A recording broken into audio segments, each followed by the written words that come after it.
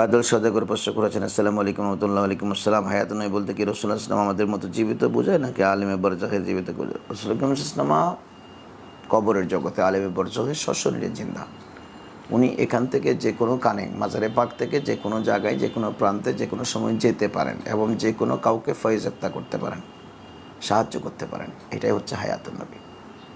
অন্যান্য মুর্দারা কবরে আছেন, কবরে ওনাদের শরীর হয়তো জিন্দা, শরীর পচে নাই, কারো পচেছে রুহানিভাবে জিন্দা। আমার রসুল করিম ইসলামার পুরো শরীর শারীরিকভাবে রসুল হায়াতুন নবী, অর্থাৎ রসুল পাক ইসলামা অবয়ব ইনার কফিনে পাক মাটির জন্য হারাম।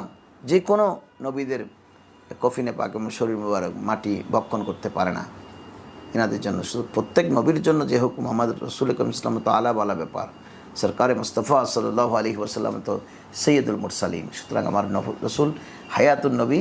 হযরত ইমাম আহমদ রিফাই রহমতুল্লাহ আলাই যখন মদিনা শরীফ আসছিলেন, তখন তিনি বলছেন যে আজকে আমি তো আমার দেশ থেকে সালাম দিলে আপনি সালামের জবাব দেন, সেটা আমি শুনতে পাই, কিন্তু আমি চাই আজকে যেহেতু মদিনা এসেছি আপনার দস্তে পাক রোজা পাক থেকে বের করে দেবেন, আমি ওই দস্তে পাককে চুমু খাবো। আল্লাহ রসুল আর দেরি করেন নাই, ওনার পুরো হাত মুবারক রোজাত হাত থেকে বের করে দিলেন। তাহলে হায়াতুন নবী না হলে এটা কীভাবে বের করলেন? রসুল পাক সাল্লাল্লাহু আলাইহি ওয়াসাল্লাম কীভাবে দেখা দিলেন, কীভাবে হাত আহমদ রেফাইয়ের জন্য হাত বের করে দিয়ে দিদারের ব্যবস্থা করলেন? আলা হজরতও তাই। আলা হজরত যখন মদিনা শরীফ দুবারের মধ্যে দ্বিতীয়বার সফর করেছিলেন, তখন একটি নাতে পাক সাল্লাল্লাহু আলাইহি লিখেছিলেন, এটা সারা রাত বসে বসে তিনি পড়তেছিলেন, রসুলের দিদার পাচ্ছেন না।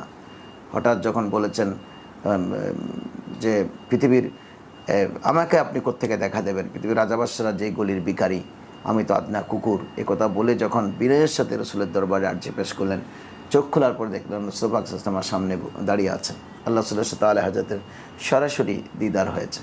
তো এটা কী করে সম্ভব হায়াতুন নবী না হলে, জিন্দা না হলে? সুতরাং আমার নবী হায়াতুন নবী, সেটা আমাদের আকিদা। যারা এই আকিদা পোষণ করেন না তারা বাতিল, তারা ইসলাম থেকে খারেজ। আশা করি আপনি বুঝেছেন। আপনাকে ধন্যবাদ।